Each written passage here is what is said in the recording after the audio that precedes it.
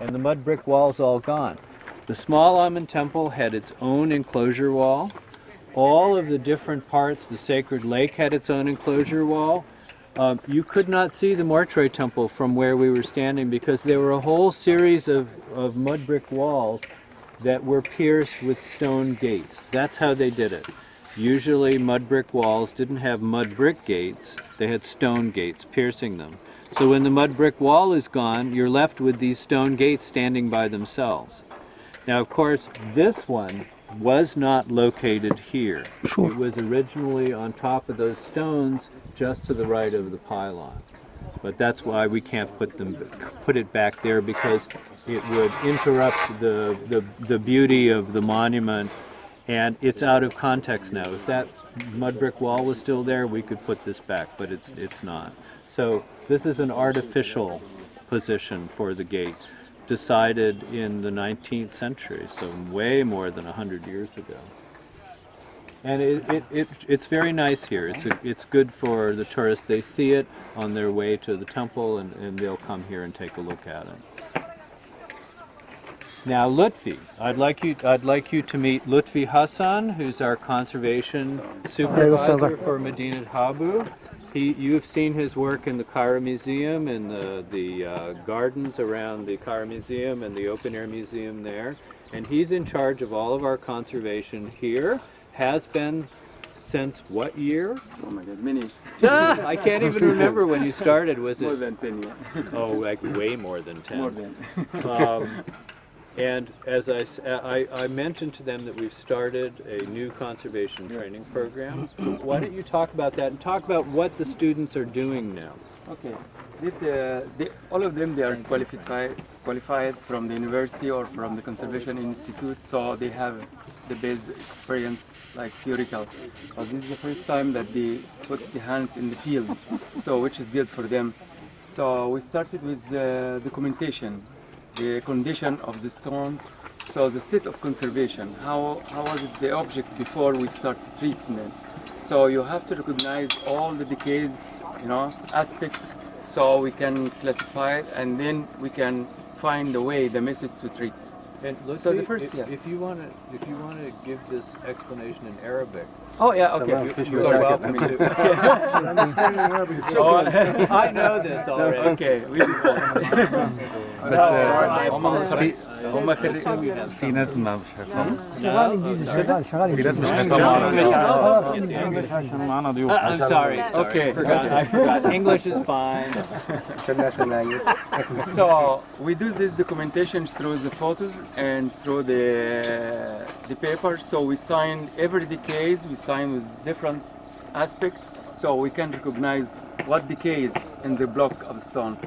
So we can, if there is like disaggregation or degradation, so we know what method we can use to consolidate these parts or all old blocks. So first of all, they do the study condition of the stone, and then we suggested what method we can use. There are many phases of conservation, like mechanical, chemical cleaning. It depends on the condition, and also consolidation. And then some gaps, some cracks, we can fill it with mortar, good for this case. So this is the whole idea about the documentation and to put the plan for conservation treatment here. So yeah, now they're doing scaffolding just to flip the block of stone so we can walk underneath the bottom down. And yeah, that's it. And the gate, I mean, I think Frank gave an idea about the mission gate. Yeah, so. Thank you very much. Thank you, Lutfi. And also his conservation in Luxor Museum to smooth the That's right. Oh, yeah. Thank you. I forgot about that. Beautiful I always displays. do. Yes. Thank you. Yep. We're very lucky to have him here working with us. Now, هتشكر الراجل هتشكر الراجل الثاني هتشكر الراجل الثاني شكرنا لا تمام انا شكرته وهو سلم عليه انا سلمت عليه اديته نص دقيقه ايوه عشان ما لا احنا شكرناه ما بصراحة، شكرش عشان ما حدش كتير قال له ثانك يو خالص رحت بالظبط. قلت ثانك يو. طيب في الاخر هنخلص هندي الكيس ده لعم مكري. لا على فكره اخذت سنتين شغال هنا ما حدش كان يقترب من المكان ده خالص. لا انا كنت مغترب ودخلت كان غير مسموح لنا خالص. خالص. السلام عليكم.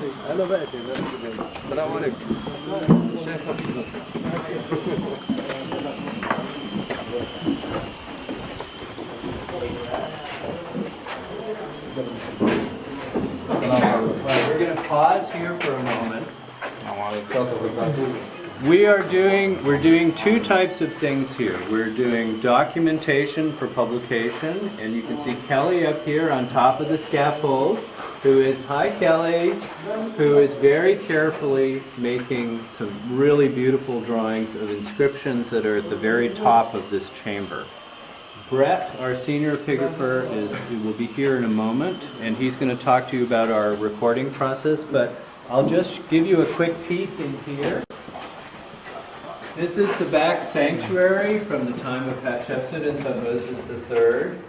When we started work here in the 1990s, all the walls were black.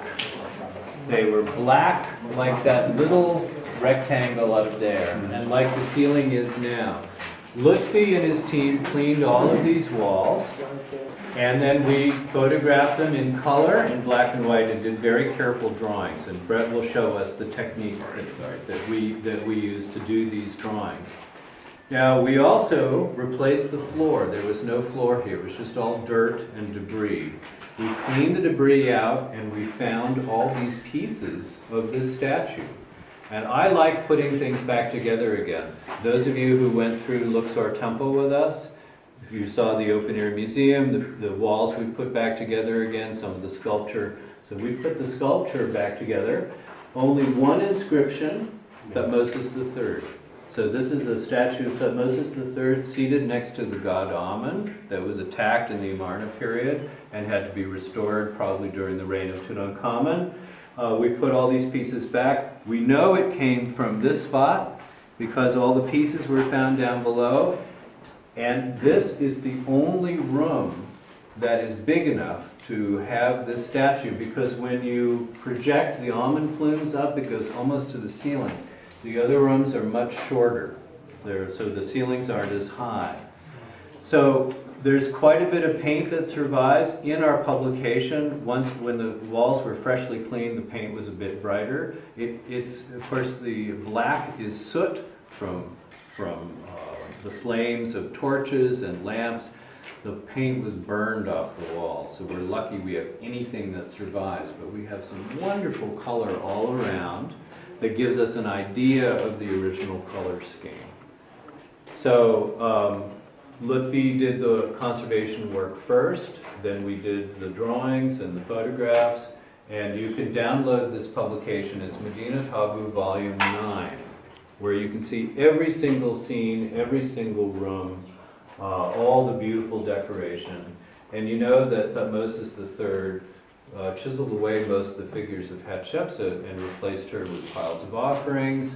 In this case, I believe this figure over here, originally that figure was Hatshepsut. He erased her name and put his own name in her cartouche. So all of the figures of Hatshepsut have been changed to either Thutmose III or her father, Thutmose I, or her husband, Thutmose II. Now let's go outside and talk to Brett about our epigraphic recording technique. Here is Dr. Brett McLean. اللي معاه كاميرا يصور. Dr. Brett is the supervisor for all of the epigraphic documentation that we do. And you know, we're called the Epigraphic Survey. Most people refer to us as Chicago House, but our official title is the Epigraphic Survey. And you know what epigraphy is. It's the study and copying of the written word that is inscribed or painted on architecture, primarily. And that's our, as I explained before, this is our primary function here, is to do this. And Brett's going to show us how. So we use a technique for epigraphic documentation, which is based on photography. And the reason we use photographs as the basis for copying is because we want to make our copies of the inscription very, very accurate, and the photograph helps us to do that. So we have a photographer who makes a large photograph which looks like this. And then we have artists who bring the photograph to the temple, look at the wall, and draw the lines in the photograph in pencil, making sure that we get all of the details of the inscription, all of the carved details, the painted details, the traces. We want to copy these very accurately, and we're able to do that because we have the photographic background as a guide. When the artist has rendered all of the details of the carving on the photograph, the artist will take this back to our studio or take it home during the summer, and all the pencil lines will be covered in ink so that we have an ink drawing on the photograph, which is what you see here. You can actually see the ink lines that have been on the surface of the photograph, and you can actually pass this around and take a closer look if you would like. Remember, this is scientific recording. We try to get every detail really precisely down. So when the lines have been drawn in ink on the photograph, we put the photograph into an iodine solution, and that actually makes the photograph disappear. So that when the photograph disappears, what we have is a black and white drawing. And this is the basic method of copying that we use. Because it's on the photographic background, it is extremely accurate, but the photograph also allows the copying to go much more quickly than if the artist was just looking at it and trying to draw the lines. So when this part is done, we make a set of blueprinted copies of the drawing, and you can actually pass this one around too and take a closer look. And that's what I'm doing right now. We make a set of copies of the original. We leave the original in storage. We bring the copies out here. And we use the copies to make a very careful check. This is done by the Egyptologist because we're looking to see if we can translate the inscription. We want to look very carefully to make sure that no details have been missed by the artist in the first copy. So we will examine the copy in comparison with the wall very carefully, line by line, in order to make sure that it's been copied accurately. If we find anything else that needs to be added, we make notes about this on our sheets. And the artist will then use these sheets as a guide to making the changes to the original drawing. In the process of doing this check, we also make a translation and commentary on the scene, its historical features, and any other things that we notice in our study and analysis of the wall. And when we're finished doing this, this is going to allow us to make our publication of the scene, which is the photograph, the drawing, and the translation all together. And as Ray has mentioned, we do publish our results, both printed copies and online for everybody to download, so that anyone who wants to know about the scenes or the history of the temple can actually do so and have all of the information that we have been able to record. So when we're finished with this process, we give everything to Ray, and he brings it all here and makes a final check to approve the work. And when he has done that, then it is ready for publication. Thank you. And I should point out that we are now also doing exactly this type of drawing and inking digitally.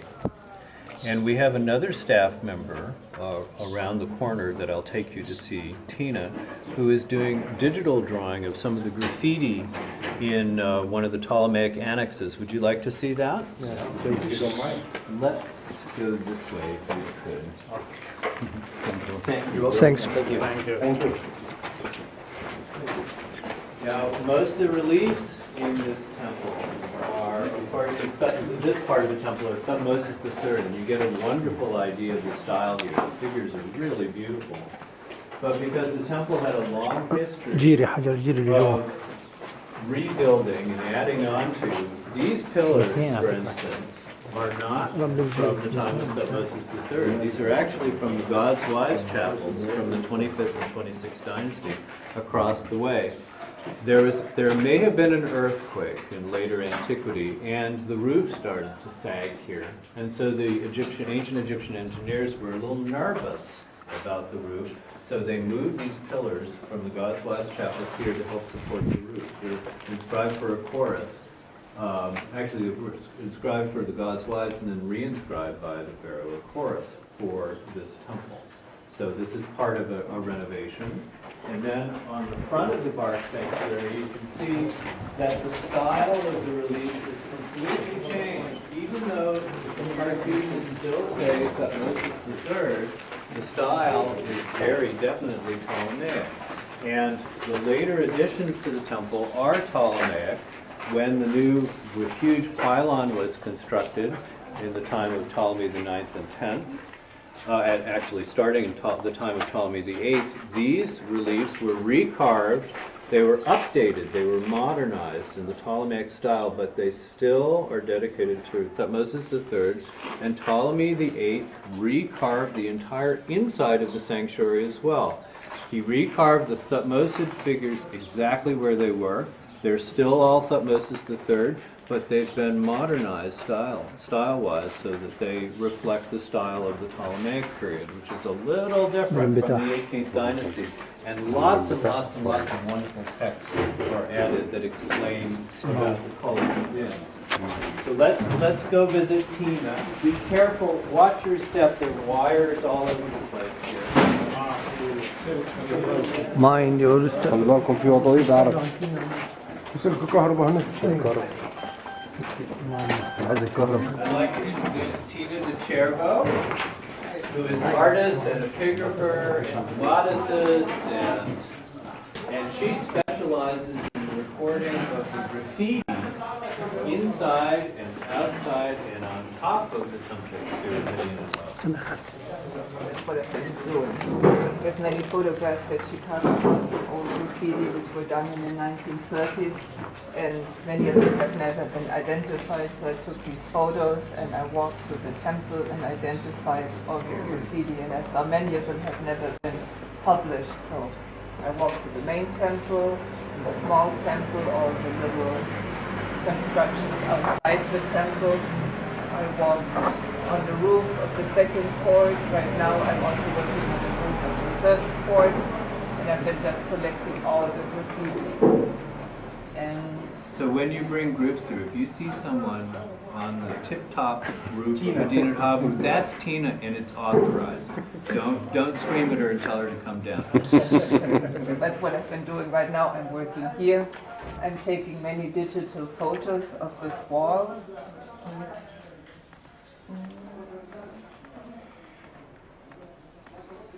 Okay, so this is many digital photos. I've been pasting them together in Photoshop. And then, as you can see, I have this pen, and this is the drawing tablet. And I can take this pen,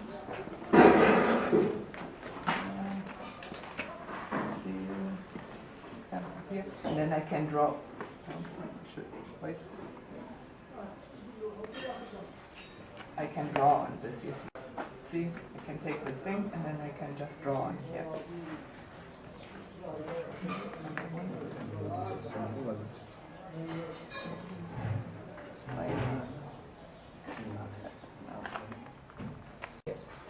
So, and then first I go and I put in all the block lines.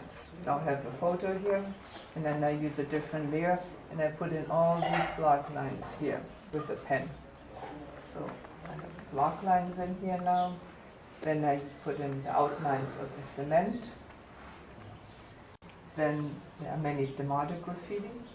Like over here, and you see it's sort of faint. Yeah. Here. These are published, but then there are like many, like over here. See, and if you really look, there are many. And remember what I was telling you about increased humidity in the air? Yeah. In the 1930s, when William Edgerton made the first copies of these, they were much stronger. And since his time, they've gotten more and more faded because of humidity in the air. Eventually, they'll be gone. Actually, there is one here. And if you look, I have an old photograph here, you can see a lot more here. But now it's basically all gone. You see all the salt coming out, but if you look closely, you still see a little ink. But it's sort of slowly. No, not even. مخدة تقيلة بص كانت بسمة زينا احنا اللي بنكتب صورتي بعدين اسمها لي. طبعا ومش بتاعنا لما حزن واحد Yes, that too. We're not recording that. The modern graffiti with the hearts and the. No, this actually I have a heart with You know, and what's really sad is you wouldn't know it to look at it, but this had the most beautiful painting of a whole series of Christian. I'm sorry. I'll keep my mouth shut. Okay, now then I put in the Demotic, and then I put in the Coptic, as Ray just mentioned, and then I take the photograph away, and then you see, now I have the block lines, the men, the Demotic, and the Coptic.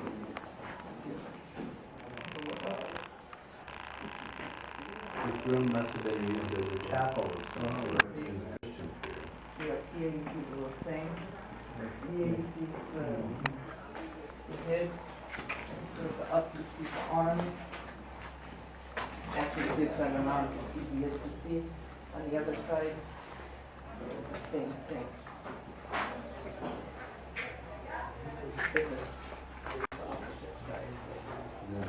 I did the same thing, the front lines with the market here. And if you turn around here, you see the Coptic inscription. Here you see one head. Another here you see actually the face. See the face, the eyes, the nose.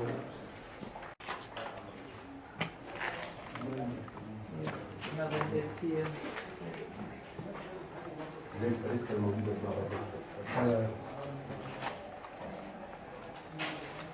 This is what they're doing throughout the temple. And this is like the small temple here. And actually, when you think, I have some historic photos, because often you see these graffiti are really high up, and you're like, why would somebody take a ladder to climb up there? But when you look at the old graffiti, you see all, at the old photograph, you see all this was all filled in houses here. See, this is the small temple down here. Old photograph, 1880. You can hardly see the small temple here. Like, this is just all, and the high gate is sort of over here. This is sort of where you come in, and it's just all filled with houses. The temple must have been buried in houses on top of the small temple and houses. Outside here, everything was just filled in houses. If you go to the back of the temple, I was working on the second roof here. The roof of the second court, and there are like modern traveler graffiti, 1880, 1870, and I was like, how did the people get up there, the ladies with their long skirts? But actually in the back, this was all filled with houses, so people just walked up on the straight. I mean, it was straight, they didn't have to climb or anything. It was just straight, they walked here. Or in the second court, where you had the church, the columns were still standing, now they are sitting outside. And this is where we're going to end up, so remember this when we're there. I'll tell you, that's the court where the columns were. Beautiful, I mean, it must have been pretty nice. Yeah, and they were in really good condition when they were excavated, but they're in terrible condition now. You can find all these photographs on your website. That must be You know, I'm not sure. Some of them, yes, on the Oriental Institute website. كتاب بيعته معايا. Yeah, they're mostly new ones. But you see that this was the roof I was working on, and also on this very corner here, I have graffiti, and when you think, why would they write their names on here, and then it goes like 10 meters down. Like this is the roof of the, here, this is another photograph here, this is this area. And the roof of the second core was just filled with graffiti here.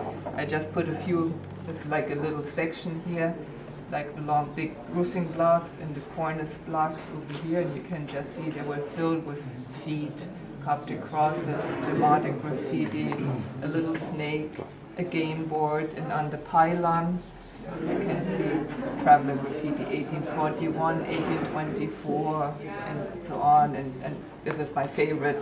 They're little people on donkeys. It was on the pylon here too, and you can just see the people in the old days. They were sitting on top of the pylon. You have a nice view. There's some shade, and then they saw people on donkeys going by, and then they just said, "Oh, they're going to make a little picture of that." Tina, tell us about the feet, because you've probably seen outlines of feet on some fragments, and if you've been up on the temple roof, you'll very often see feet up there. Outlines of sandals, or sometimes feet with toes even. This is my favorite. This is one of the blocks on the thing. Again, I took digital photos. I put in the block lines. I put in the damage. I did a facsimile. And then, okay, you see many feet, the modern graffiti. And then I took the photo away. And then first I didn't understand what this was. I thought, oh, this is just a mesquite foot. You see, often they don't look very nice. But then actually when I looked closer, and I saw these are actually 5 toes. And this is a big foot. It's like as big as like 1 meter. So no, people were on the roof, and then they just put their foot on the floor, and then they outlined it. Yes. It's like a statue, seriously, for a poor person. They couldn't afford statues or monuments, but by carving the outlines of their feet and sometimes scratching their names, that makes it a monument to them. So it's like a statue up there. Sometimes they have sandals here. That's a really nice foot here too. But this big one's something else. Yes, So this is, yes. that that's must my be favorite. that must be the foot of the god. And the feet that it used to be in the north side here, now moved into the open air museum? Yes. Because it used to be plenty of blocks. Yes, we've tried to move all of the fragmentary material into the protected block yard, and we'll swing around and take a look at that in a couple of Actually, minutes. on the first court, they're very small feet. They're like all like children's feet. That's not the regular foot. They're all like this big. That's hysterical. So this is, for example, here. Now you see, this is all done digitally, and we're now doing some of our drawing of the reliefs as well. So there are these new tools that we're using, that we're developing, that make the work go more accurately and a little bit faster and more thoroughly. And the reason we take special care with material like this is it's not going to be here forever. Eventually, our records are the only thing that will survive of this, the only record. So, If you just look at this one. I know you can't see anything. Yes, and so And then you look carefully, fascinating, yeah. to see. And in 1930, there was so much more to see. So, and of course, in 1930, the scholars who did these copies, they did the best ones. They didn't do all of them. They just did the best ones because they thought, well, they'll be here forever. Whoops. And they're not. They're all fading.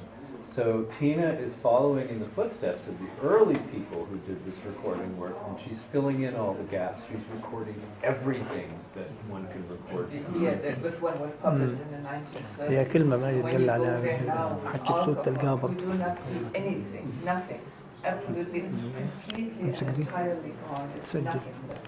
Often you still see things, but this area here, there's absolutely nothing left. This is the other room, other chapel on the other side, and you see here, there are many traveler graffiti. I stopped 1900, I stopped. But when you have like people 1819, 1830, 1840, Dr. Huger here, he has, I showed him one, this was on the roof. 1841. Yeah, this was here, but on the roof he has another one. So sometimes you can follow these people throughout Egypt. You have graffiti in Cairo all the way to the Sudan. You can just follow them. And there's a Belgian scholar named Roger de Keersmacher who for 40 years has been recording all the graffiti in all the sites in Egypt. And so, yeah, and so you really can follow these travelers from site to site. Well, some people, they have like more than one graffiti. No, but these are really nice. I mean, the modern ones, of course, I'm not going to include, but it's not on this wall. And this, of course, is a problem. This is something that you need to remind your guests, the tourists that you're taking around, Egyptian and foreign, that it is against the law to write their names on the walls now, even on the plaster, much as they would like to. They can't do that because, of course, it hastens the destruction of the monument. So They have to understand they can't do this anymore.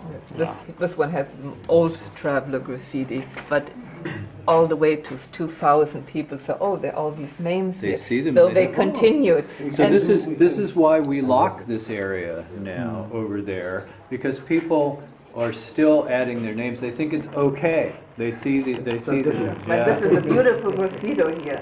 It's still preserved, but people wrote their names over. I mean, it's red, it's visible, it's beautiful, and they just wrote all their names over it. So a lot of it is destroyed. People are stupid. They I know, don't they're think. everywhere, They every don't country. think about what they do.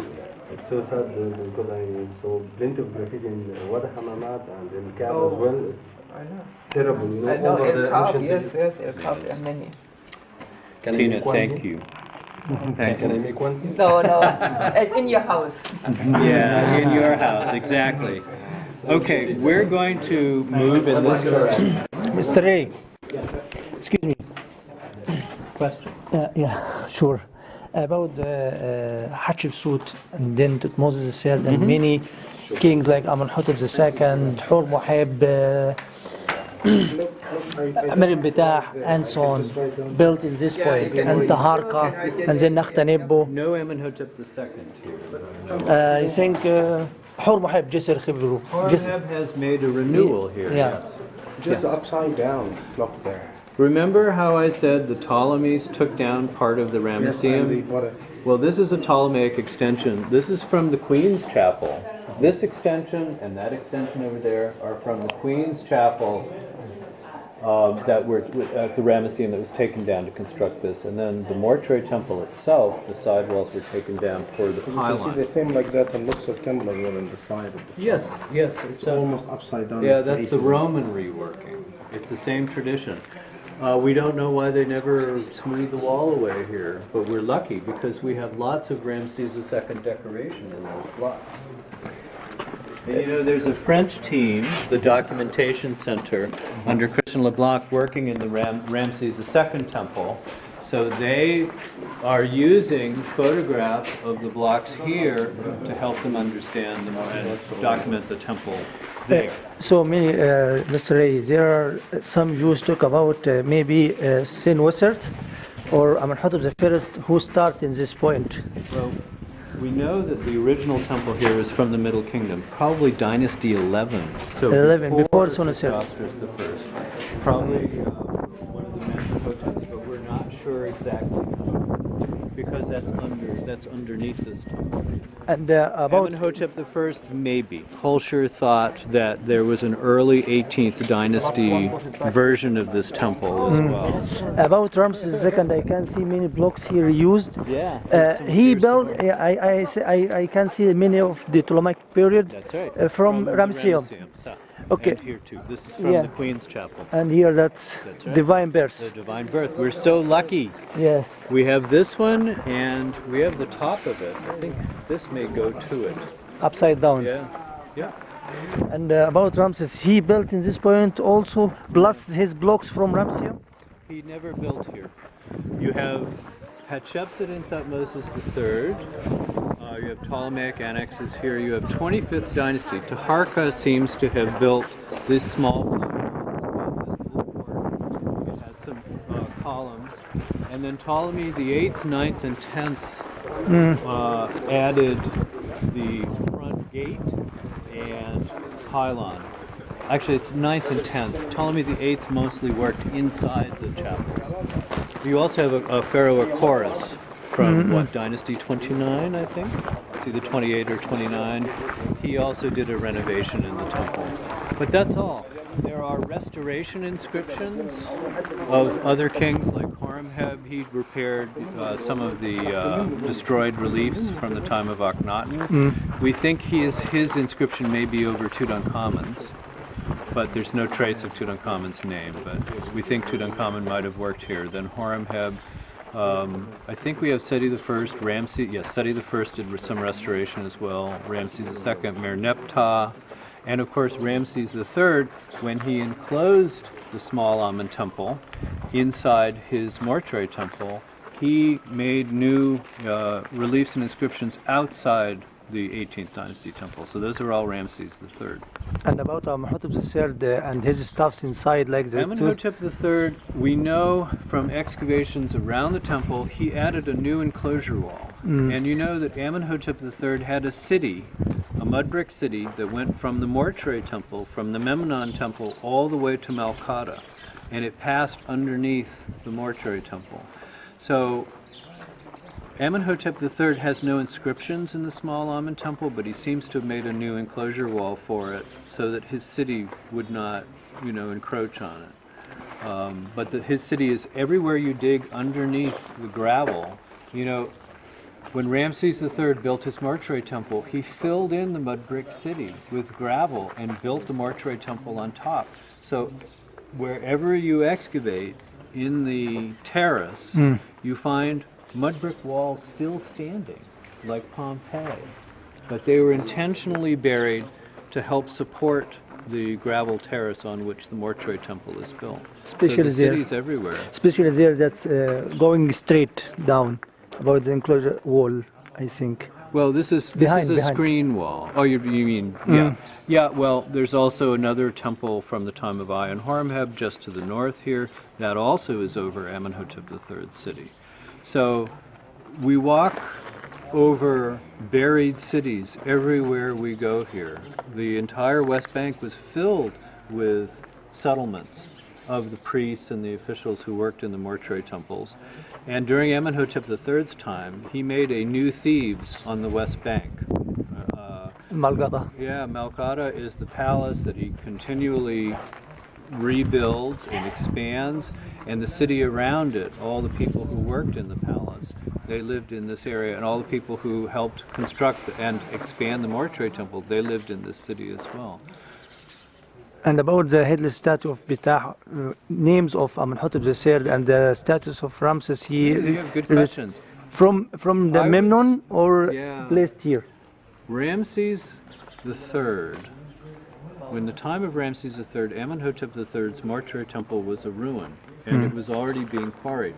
Merneptah took much stone from parts of it, from some of the gates, to build his mortuary temple, and he took some of the statues from Amenhotep III's mortuary temple, and he reused them for himself in his mortuary temple. Ramses II did the same thing. Ramses III, all the statues that were excavated here come from Amenhotep III's mortuary temple. He erased Amenhotep III's name and he wrote his own name. So inside the brown granite statues of the king seated next to the sun god, or the king seated next to the goddess, it's actually Ma'at, and the king seated next to Thoth, the moon god. Those are very polished, beautiful Amenhotep III statues, but if you look carefully, the names of Ramses III are very rough. It's because they replace earlier names of Amenhotep III. So it does look like all the statues that were found here originally were taken by Ramses III from Amenhotep III's mortuary temple. And in the second court, even the huge statues, and there's pieces of the base of one on the right, a gigantic limestone statue on the right probably of the king and on the left probably of his mother, like in the Ramesseum. Those were both Amenhotep III statues of Amenhotep III and T, and their names were erased and they were reinscribed by Ramses III for himself and his mother. So there's a lot of reuse of earlier material. We're now finding, and there are pieces of Amenhotep III's mortuary temple reused here and reused in the Ptolemaic editions, in the Roman editions. So the temple itself is being quarried at this time because it was a ruin. So in case the Sekhmet status had been brought also. Yeah, now the Sekhmet statues might have been brought by Darasi from the mortuary temple. I'm not sure if they were found here or not. So I'm not sure about that. Those were always in the front. Darasi might have brought them for decor to make the temple beautiful. But what we're looking at here is the back of the Ptolemaic pylon, and you notice it looks kind of funny. It's hollow. This part was filled with mud brick The Ptolemies were quarrying the Ramses II temple, but they wanted this pylon to go up quickly. So from the front, it looks like it's solid stone, but from the back, it's hollow. It was filled with mud brick, and the mud brick all got taken away. And because they knew the blocks would be hidden by the mud brick, they didn't smooth them. So we have hundreds of blocks of Ramses II from the mortuary temple that the French who are working there will integrate into their recording program. They'll do drawings of all these and maybe do reconstructions of where the blocks went on the original walls. So it's a wonderful gift. Essentially, we have two temples for the price of one here. The Ptolemaic temple, and then the Ptolemaic pylon, and then the Ramses II material. And let's go around the front of the pylon so you can see what it looks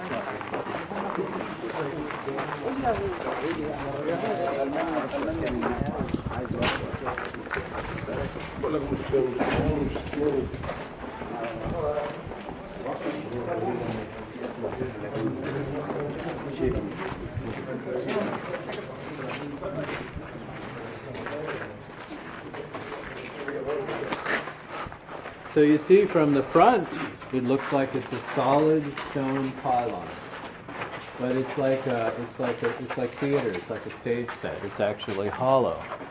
All of the Ramses II decoration on the front was smoothed away, but originally it looked like this.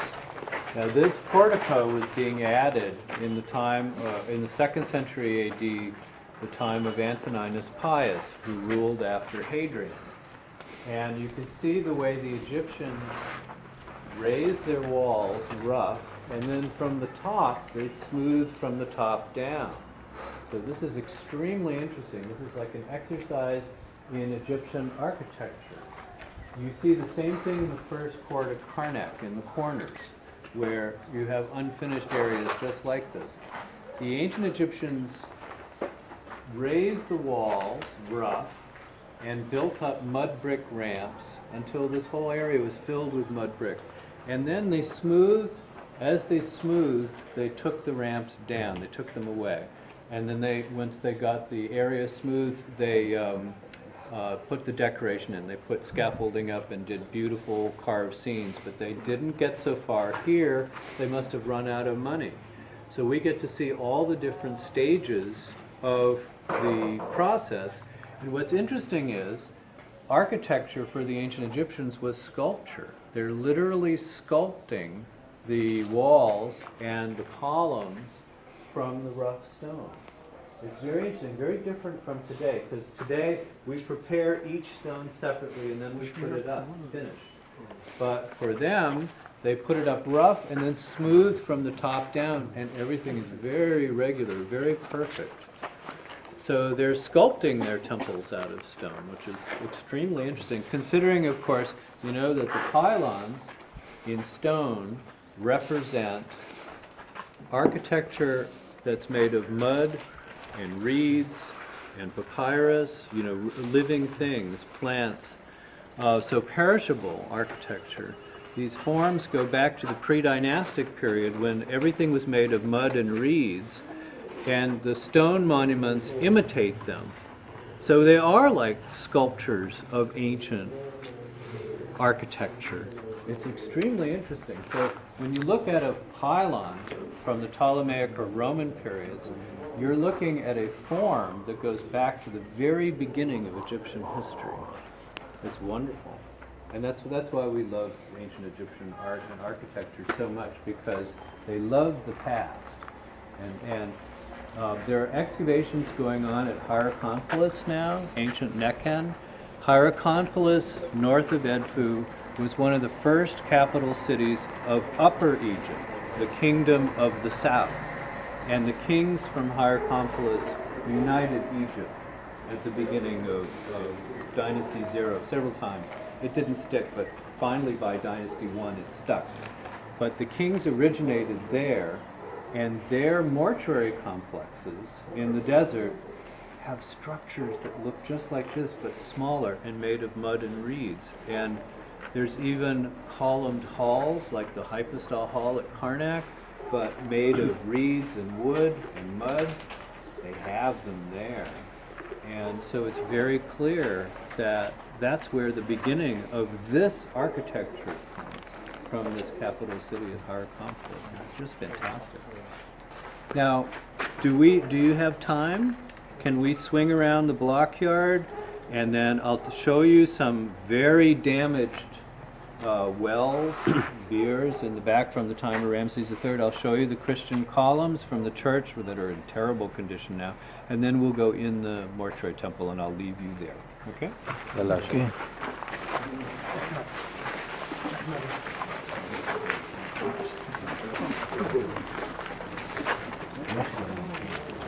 Do you have any questions while we're walking to the block yard?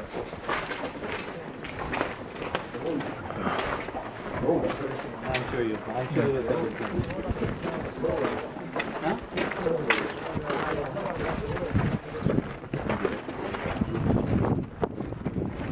Oh, that's right.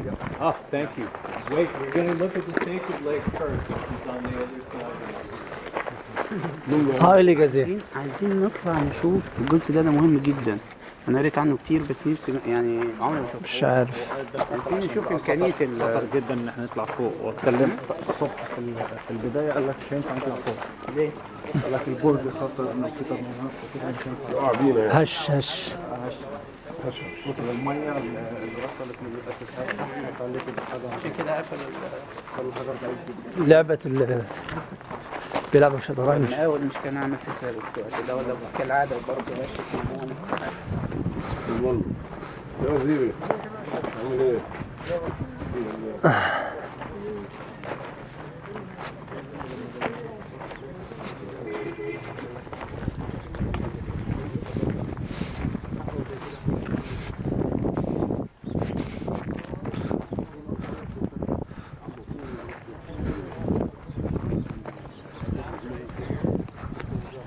Don't get too close to the edge.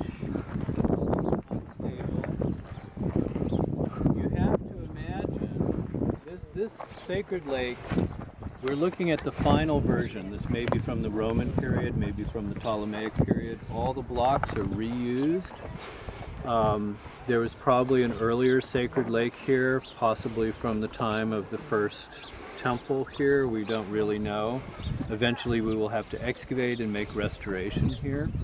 You have to imagine, in fact, those of you who've been here and seen this in the past, the water, you see the staining, how dark it is and then it gets light. Well, the water was up to the stones that are very decayed, almost to the top. And when the dewatering program was activated here and the French drains started to drain the water away, the water went down to this level. And this is the level of the water that we recorded in 1924 when we started work here. But every year it was up 3 to 4 meters above this, which indicated to us how extreme the problem was here. Because as I said, the ground was wet absolutely everywhere. It was just terrible. And the salt was just eating the stone away. You could almost watch it. Now that's all slowed down. And this will always tell us that the system is working, because when the system doesn't work, the lake fills up again. So the system has been functioning quite nicely. But eventually we have to dig all this out, we have to restore it, so you have to be very careful. I wouldn't want to fish you out of that. Leave him. Get rid of. And you know, the local tradition is very interesting here. That's a little, I don't know if it's a sheikh's tomb, but it's a modern prayer area directly over the sacred lake. So some traditions here continue for a long time ago. So it's, in some ways, this lake is still sacred. Yeah. Very interesting. And about the Nile meter dates back to Nectanebo II? That I think is Nectanebo. There was another one from Nectanebo here. There are a series of wells. Ramses III has a well on the north. It's in pretty good condition. We will look at another one on the south, which is in terrible condition. It started to fall down, so we dismantled part of it. And the conservation students will be working on putting the pieces of it back together again. So let's Excuse me again. Yes. Excuse me. About the workers at Deir Medina in the Ramsay period, they established here, stayed yeah, they here. came here because There the are walls, no the stuffs walls found. were so No high. stuffs found. Documents about. Yes, there were a whole series of houses along the inside of the enclosure wall where some of the administrative staff lived. And then more houses were built later on in the Third Intermediate period. In fact, when we're on the south, you'll see the columns of the house of Buddha Amun, who was responsible for rewrapping the royal mummies back in the Third Intermediate period, the 21st dynasty. So there were lots of houses in here, and when the Libyans were coming and making trouble, you know, burning villages and all, the Deir Medina artists lived here within the enclosure walls. And was power center during the Ptolemy family, Ptolemy number 4 and 5th, and then the revolution. You know, About the Amun priests. Yeah, I don't think there was anything going on here at that time. Ptolemy the Eighth seems to be the earliest Ptolemy who does anything in the small Amun temple. And you know that originally the significance of the small Amun temple is the ancient Egyptians believed that this is where Amun was sort of buried. You know, it's where he's not born, but he's not dead, but he hasn't been born yet.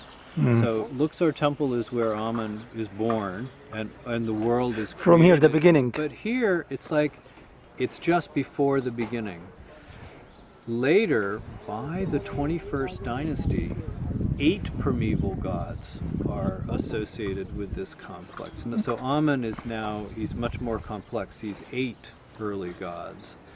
And that's why the significance of the temple grows and grows and grows. And you can see, if you look behind us, the original Thutmose temple is nice and small. It's still good size, but it's small.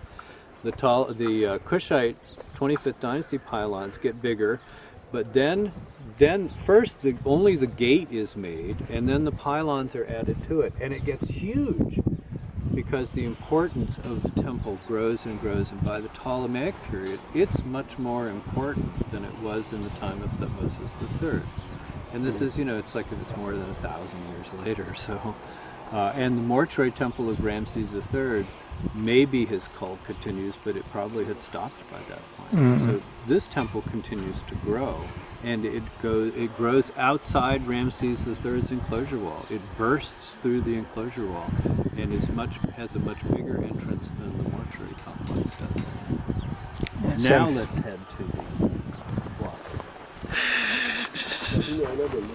معك أخذ معك حجارة ثانية؟ بطاريات؟ لا ممكن شغال معاك 40 دقيقة. عدت 55 هاي ماشي داخل على 55 كويس والله إنجاز. هي احنا سجلنا قبل كده قطعت ولا ده من أول ما مسكت؟ من أول ما مسكت. صح معي الحجارة. بس دي بطارية دي على ما أعتقد. دي بالله دي بطارية بتاعتك. زي بتاعت الموبايل ها؟ هنصور بيها؟ وأنا معي الكاميرا بتاعتي.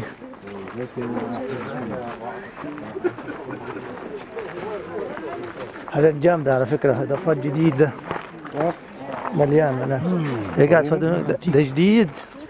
ما ده معمول هنا؟ ده همر أبيض. قول لي ماشي. يا طارق.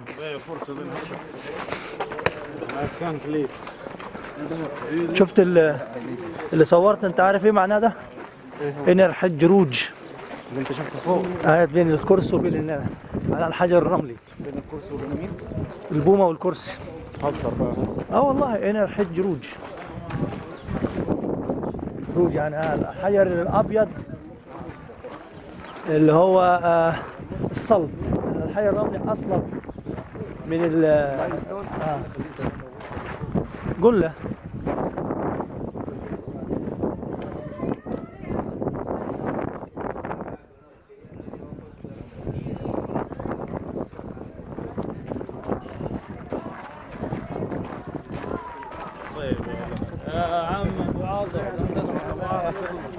هتبوظ الفيش. عارف انا اللي يتجوز ويخلف ده تكون هنا زي غليه. والله بعد الجواز لا هنا بتزور. الحمد لله انا لا. بالطيب وقف عشان البنات.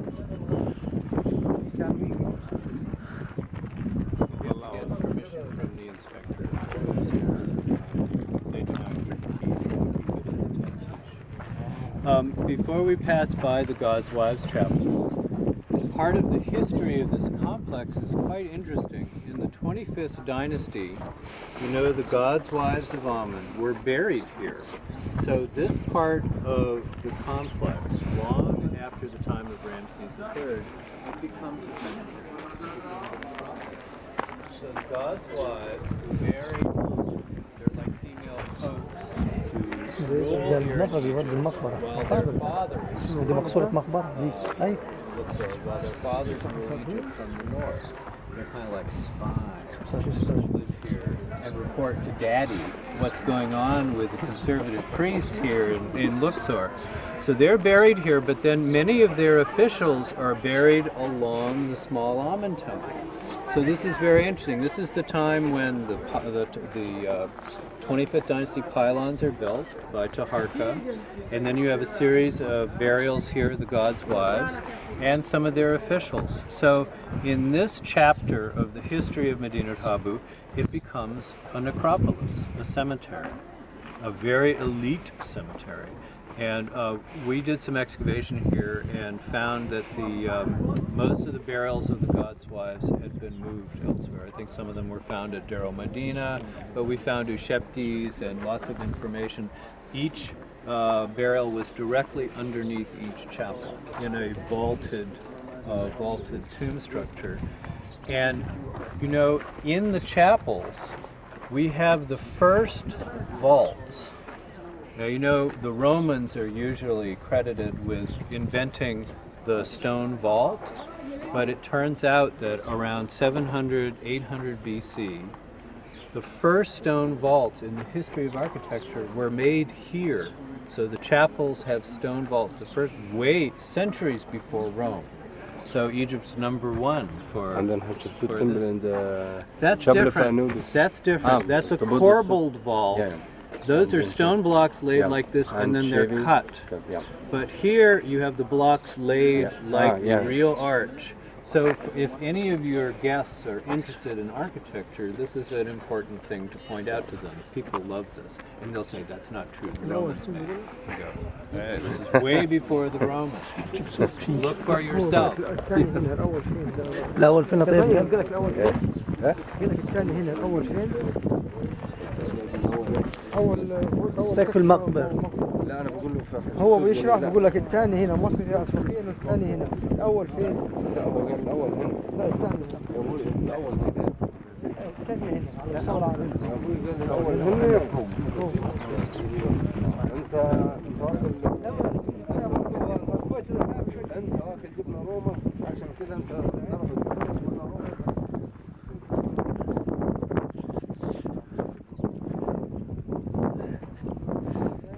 ليش أحد ما جاش يعني؟ كنت مش عارف والله مع إني منزل بوست يعني.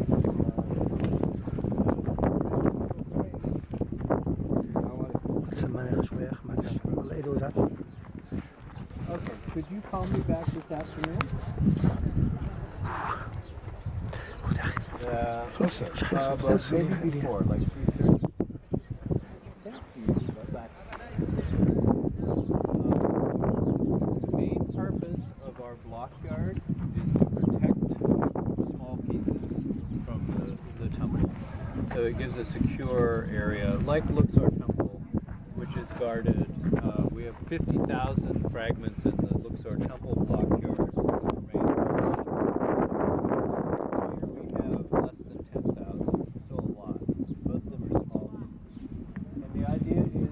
Most of the material will be protected inside, but then some of the best pieces will be shown outside in a small open-air museum for visitors to the complex. And one of the things that we have here, you know, this is a false door from the mortuary temple of Amenhotep II.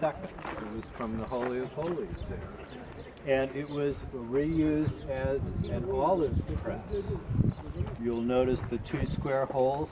They were big beams that were placed in that. It's a standard type. and it was reused somewhere here as a press for olive. And we found pieces of it. We have another piece that's very decayed, so we will re-erect this at some point. You know, there's an Italian mission working in Amenhotep II's mortuary temple, Angelo Sassano, and I showed him this and I said, if you would like it, to take it and put it back in the mortuary temple, ahlan wa sahlan. And he looked at it and he said, it's a little